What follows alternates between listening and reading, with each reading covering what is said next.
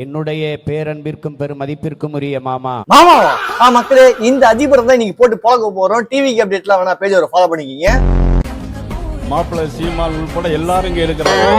மாப்பிள்ளையா என்னங்க எனக்கு ஒண்ணுமே புரியல. என்ன நடக்குது? உன் தம்பிங்க என்னன்னாக்கா நீட்டுக்கு எதிராக உட்காந்துட்டு போராடிட்டு இருக்கானுங்க. நீங்க என்னன்னாக்கா மாமா மச்சான் எலெக்ஷன் முன்னாடி ஒருத்த பங்காளி திமுகவை இப்போ நீங்க பிஜேபி கூட சேர்ந்துட்டு மாமா மச்சான் அப்படின்னு நம்ம எல்லாம் பேசிட்டு இருக்கீங்க. என்ன நடக்குது? அப்ப நீங்க எல்லாமே ஒரே கூட்டத்துல விழுந்த மட்டைங்க தானா? எனக்கு புரிய மாட்டேங்குது நீங்களா யாரு அப்படின்றது. எதுக்காக தமிழ் தேசியம் தான் வேணும் அப்படின்னு சொல்லிட்டு 15 வருஷமா நானே 2 வாட்டி உங்களா ஓட்டு போட்டிருக்கேன். ஏன்னா உங்களோட பேச்செல்லாம் அப்படி இருந்தது. ஒரு டைம்ல அப்படியே வந்து நரம்பெல்லாம் புடைக்கும் அந்த மாதிரி இருந்துச்சு சீமானோட பேச்செல்லாம். ஆனா இன்னைக்கு மாமா மச்சான் அதுக்கப்புறமேட்டுக்கு ஒருத்தர் சீரோட கொண்டு வந்தாருப்பா. அவர் பேர் என்னது? அவர் பேர் கூட மறந்துட்டப்பா, யாருன்னு தெரியல. உங்களுக்கு தெரிஞ்சா கமெண்ட்ல சொல்லுங்க. என்னையா நடக்குது? சீரு கொண்டு வராரு ஒருத்தர், காரு கொண்டு கொடுக்குறாரு ஒருத்தர், அப்புறம் மாமா மச்சான் மேடையில பேசிக்கிறீங்க.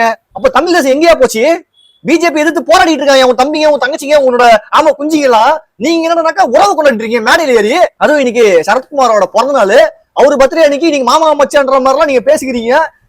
அப்ப 2031 நீங்க எல்லாம் ஒண்ணாயிடுவீங்களா? மக்களே, உங்களுக்கு தெரிஞ்சா கமெண்ட் பண்ணுங்க.